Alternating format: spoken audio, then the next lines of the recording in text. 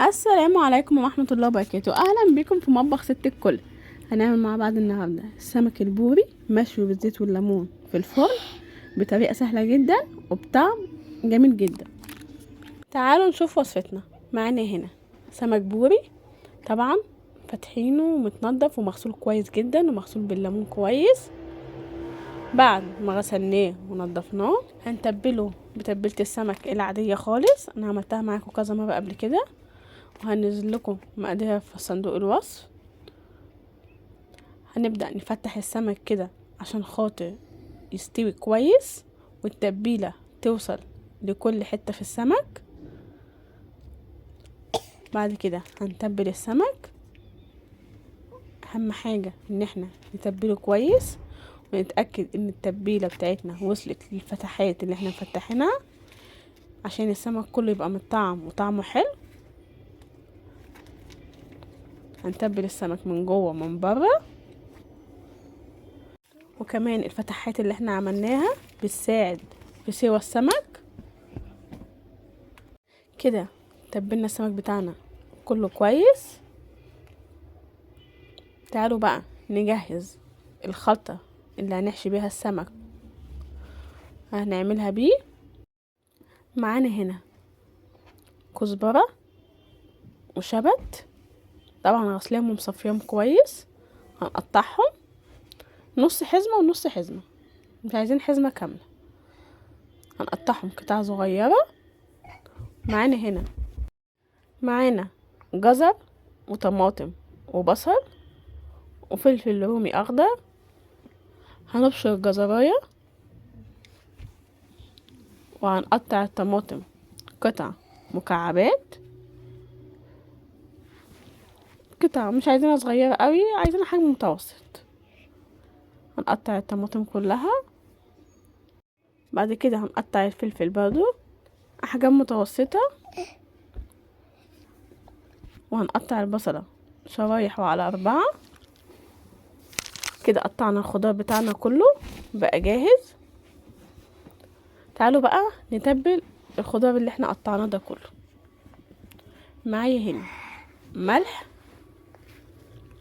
كمون، وكزبرة، وبهارات سمك، وتوم بودر، ورشة شطة صغيرة. منكترش الملح قوي عشان هنحط معلقة تتبيلة من السمك، من تتبيلة السمك، هنا معلقة كبيرة. بعد ما نقلبهم كويس جدا هنتأكد من الطعم، لو عايزين ملح نزود. هنجيب معانا هنا صينية هنفرش فيها ورقة فويل، هندهنها بالزيت كويس جدا. هنحشي السمك بتاعنا بقى بالخلطة، هنحشي السمك كله. اهم حاجة ورقة الفويل هنفرشها في الصينية ونخلي فيه جانب عشان هنغطيها بيه. بعد ما حشيت السمك كله بالخلطة، الخلطة الباقية هنفرشها في أرضية الصينية على ورق الفويل، وهنرص السمك عكس بعضه زي ما احنا شايفين كده. تعالوا بقى نجهز الزيت والليمون. معايا هنا معلقتين زيت كبار، وهنعصر الليمونتين، وهنجيب ربع معلقة صغيرة من تتبيلة السمك، ربع معلقة صغيرة. هندوبهم مع بعض كويس جدا. طبعا بقى هندهن بيها السمك كله، تأكد ان السمك كله وصل له الزيت والليمون. بعد كده الكمية الباقية هنرشها عليه. معايا هنا شرايح ليمون هنحطها على وش السمك كده. هنغطي بقى الصينية بتاعتنا، هنقفلها كويس جدا وهندخلها الفرن.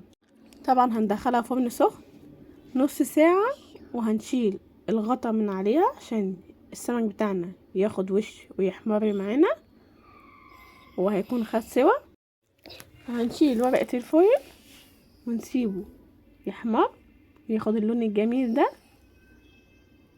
وبعد كده هنطلعه بعد ما استوى. بسم الله ما شاء الله، بجد جميل جدا ومعمول في البيت بايديكي وطعم احلى من الجاهز. جربوا وصفتنا.